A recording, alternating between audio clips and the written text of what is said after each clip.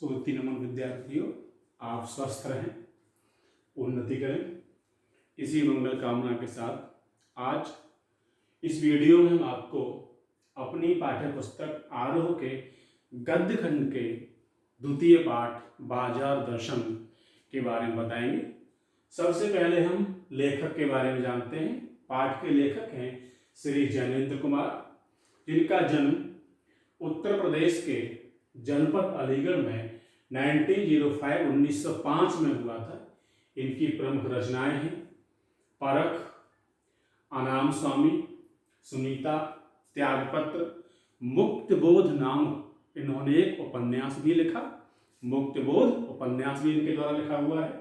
फांसी, नीलम देश की राजकन्या, इसके अतिरिक्त इन्होंने विचार प्रधान निबंध भी लिखे और भी अपनी लेखनी के माध्यम से हिंदी साहित्य की अभूतपूर्व सेवा की। इनकी रचनाओं के आधार पर इन्हें अनेकों सम्मान, अनेकों पुरस्कार प्राप्त हुए, जिसमें इनको साहित्य अकादमी पुरस्कार मिला, भारत भारती सम्मान प्राप्त हुआ और भारत सरकार द्वारा इन्हें पद्म भूषण सम्मान से भी अलंकृत किया गया। ऐसे महान लेखक 1990 अर्थात 1990 में इस संसार को छोड़कर हमसे सदा के लिए दूर चले गए। अब हम इनके द्वारा लिखित निबंध बाजार दर्शन का सारांश आपको बताते हैं। पाठ में लेखक ने प्रमुख रूप से अपने कुछ सहयोगियों, अपने कुछ साथियों के माध्यम से बाजार के बारे में बताने की कोशिश की है और समझाया है कि बाजार का प्रयोग हमें किस भांति करना चाहिए। सबसे पहले लेखक अपने एक मित्र के बारे में बताते हैं जो कुछ छोटी सी वस्तु खरीदने के लिए बाजार गए, लेकिन जब वह बाजार से वापस लौटे तो उनके पास बहुत सारा सामान था, बहुत सारे सामान के बंडल थे। लेखक ने पूछा, इतना क्यों ले आए, इतना नाहक ही ले आए, गए तो बहुत छोटे से काम के लिए थे। तो उन्होंने अपना पर्स अर्थात अपना मनी बैग आगे फैला दिया, कहा देखो कुछ भी नहीं बचा, केवल रेल टिकट मात्र के लिए पैसे बाकी बचे हैं। और कहा कि ये जो साथ थी उनका संकेत अपनी पत्नी की ओर था। उन्होंने कहा कि ये हमारे साथ थी इसलिए सारे पैसे खर्च हो गए, मनी परचेजिंग।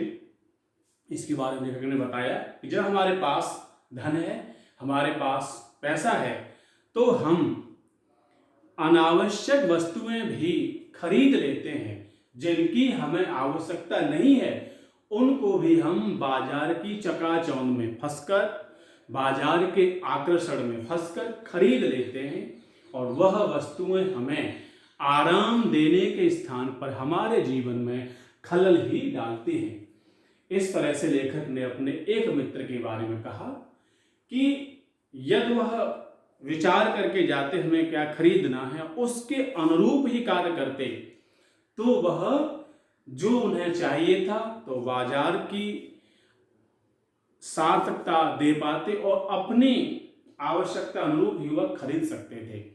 अब उन्होंने अपने एक दूसरे मित्र का उदाहरण देते हुए कहा कि उनके एक मित्र दोपहर से पहले बाजार गए, लेकिन शाम को जब बाजार से वापस लौटे तो वह खाली हाथ लौटे, कुछ भी खरीद कर नहीं लाए। लेखक ने पूछा पूरे दिन कहाँ घूमते रहे, कुछ भी नहीं लाए। उन्होंने कहा कि बाजार इतना आकर्षक था, इतना आकर्षित था, इतना सजा धजा के रखा हुआ था कि कोई वेहिया हो जो बाजार के आकर्षण न फंसे।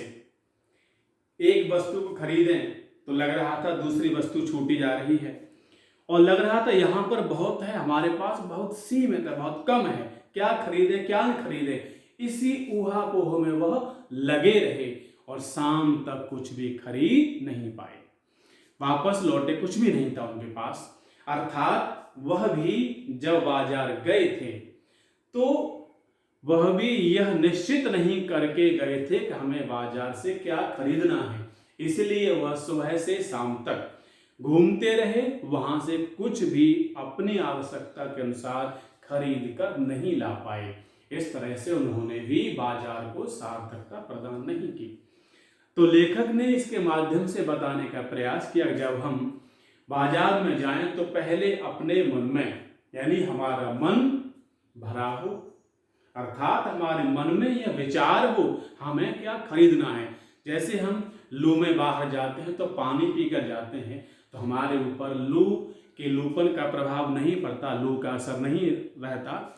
इसी तरह से यदि हम अपने मन में एक निश्चित विचार बना के बाजार जाएंगे, हमें क्या खरीदना है, हम किसकी आवश्यकता है, तो हम चकाचौंध में बाजार के आकर्षण में नहीं फंसेंगे और अपनी आवश्यकता को दृष्टिगत रखते हुए ही वस्तुओं का क्रय करेंगे। इस तरह से हम बाजार को सार्थकता प्रदान कर सकते हैं।